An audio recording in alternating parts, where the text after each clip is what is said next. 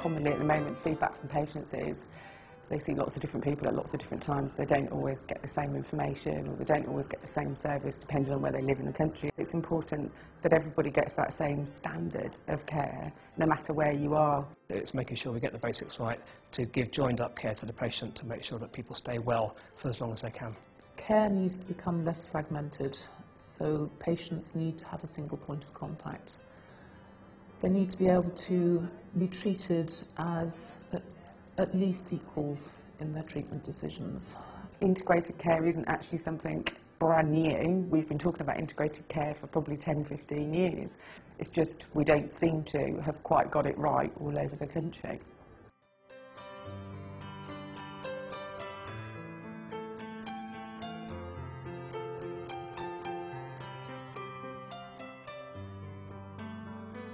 We're seeing more and more people who've got multifactorial problems and lots of illnesses all occurring concurrently, and that has changed the nature of hospital care really.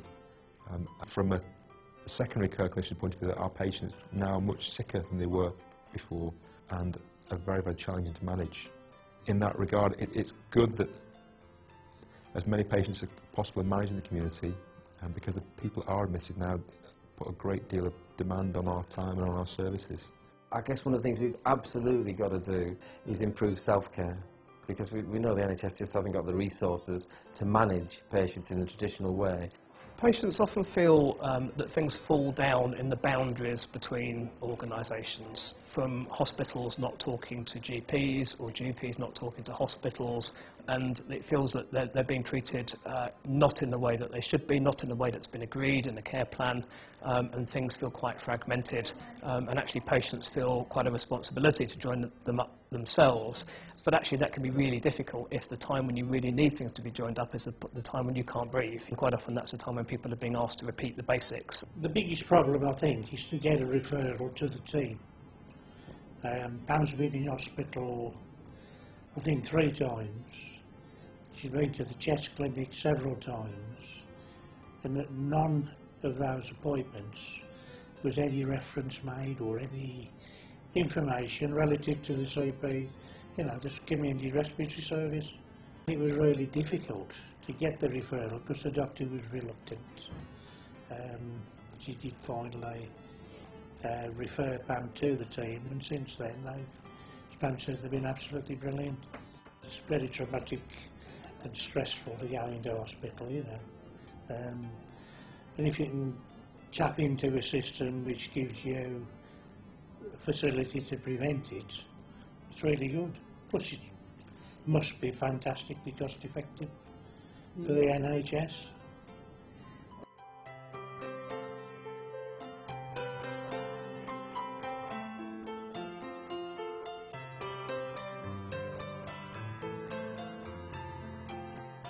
In my view, integrated care is a means to an end.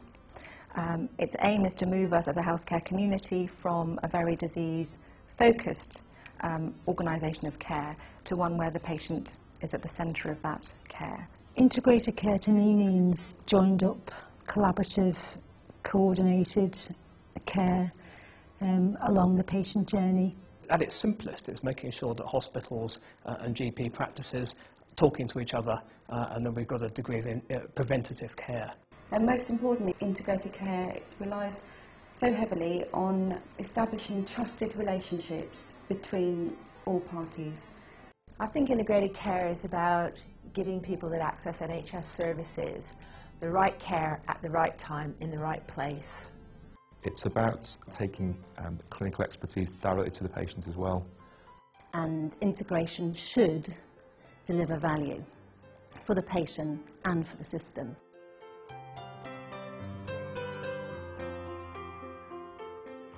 I used to bowl for the county, and I've had to give that up because it wasn't the bowling action so much as the walking. I hate going to the doctor because you feel such a hypochondriac. You feel such a whinge just go and say, I can't breathe properly. I'd be lost for that respiratory department. I really would. Very good. I've gone from working a lot to not wanting to work. I suppose a bit frightened of it. I always go into, you know, to give it a bit of support or whatever it is. I always feel like I've got to be there, otherwise I'm going to drop out the loop and I won't know what's going on, see. I do feel as if I'm getting the best of treatment. I don't think they could do any more. I've got a machine in the house. Takes the oxygen level, the blood pressure and temperature, and it goes through to the telehealth. So if anything's wrong, they phone me up. One of the nurses from here, she recommended steroids and antibiotics in the house, which is a good thing really, because by the time you get to the doctors, you get your prescription. I could have taken those. They're only on the end of the phone. I've only got to pick the phone up. You again? Yeah. You know, and they're there. But you see, with the machine as well, I'm cared for, aren't I? Well cared for.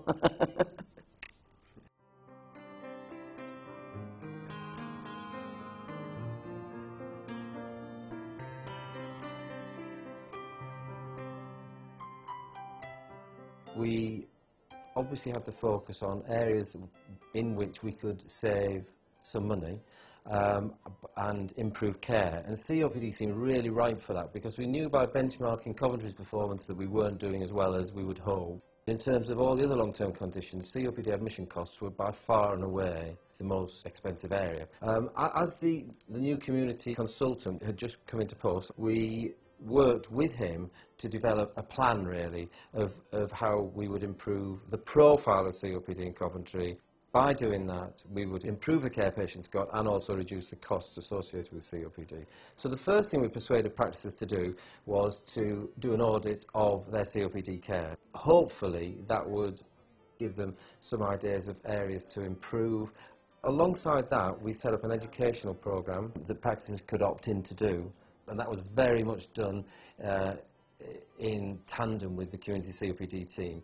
And so as well as improving education, that also improved relations really between primary and secondary care. That way of working is something we've built on and tried to encourage, just to really integrate the community consultant-led team into the practices. The more challenging things have been around commissioning, and we've been very lucky to have a commissioner who has been very hands-on, and for the first year of the project I probably met her every 2 weeks. Often you start off with a plan and it doesn't work. If you've got very good flexible commissioning, you can work around a lot of these obstacles. Rather than buying fixed sessions of time, you need to somehow buy all the service improvement work. So you need to have a commissioner that understands they're not just paying for outpatient appointments or for tests. And that's the bit that's difficult to convince everybody about. A lot of the work has been around service improvement as well as direct patient care. Although we're separated by buildings, we don't actually let the buildings get in the way. We are the community division. We work very closely with the respiratory nurses that look after the patients on the wards in A&E and in EAU. We also work very closely with the respiratory physiotherapist, or for that matter, any healthcare professional. I think about not putting boundaries up where it makes it difficult for people to refer into the services. I think that's how we work well together. We're trying to build up very close relationships with the team in A&E, going in there daily, picking up referrals, looking at the way that they refer to us and how that can be improved, and also doing a lot more work with the GPs as well, so they're more aware of our service. Our service runs 7 days a week. We operate from 8 to 8. Hopefully covering those hours, because we look very closely at that. When do patients actually access A&E? And it was interesting to see that it was sort of like between the hours of 5 and 8, the referral rate went up, and that was probably a time when maybe they couldn't get in to see their GP. So we offered our services, extending that. It's also a time the GP, if they've done home visits, they can refer on to our service to keep patients out of hospital that might just need that extra support. It's brilliant, absolutely brilliant. There's no worries at all, because I know that if I ring the weekend, somebody's coming out.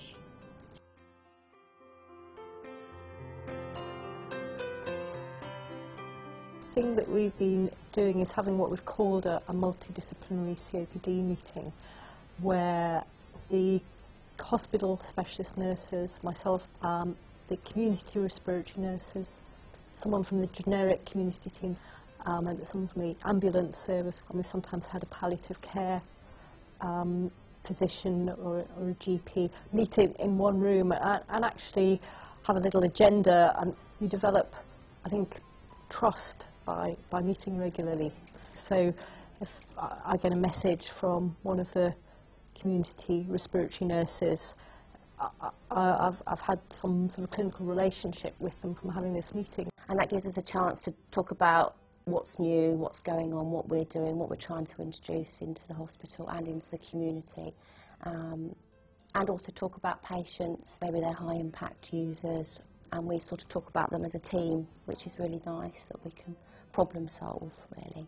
One of the advantages of us working together, integrated working, is that if we come into the hospital, for instance, and there's a patient that's been admitted frequent times in the last few months, often that patient is coming towards the end of their life, and we can share information with the patient as well about whether they want to just have symptom control or palliative care. It isn't all active treatment. Sometimes it's just about being cared for and being comfortable at home. One of the challenges has been that palliative care, end-of-life care to the hospital nurses means a completely different thing to us in the community. We're talking about end-of-life care within possibly the last year of life in the community, whereas in hospital it might be the last few days, maybe a few weeks of life. And that's been a huge learning curve. But with the integration, with us as a respiratory team going into the hospital and saying, you know, following patients in, if they've been admitted, saying, do you realise actually this patient is probably within the last 12 months of their life, he's on the supportive care pathway in the community, and what we've found is that the hospital now are becoming much more involved in involving the palliative care teams, you know, whilst they're actually in hospital, you know, ready, waiting to go home.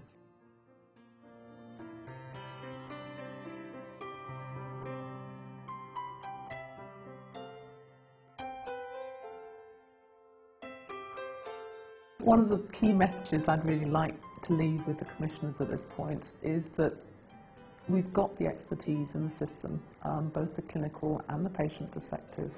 We've got huge amounts of goodwill to build on. We've got the experience.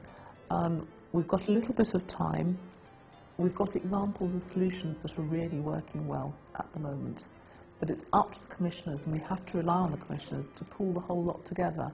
Clinicians, managers, patients from all around their localities to actually make it work and make integrated care a reality, not just a nice concept.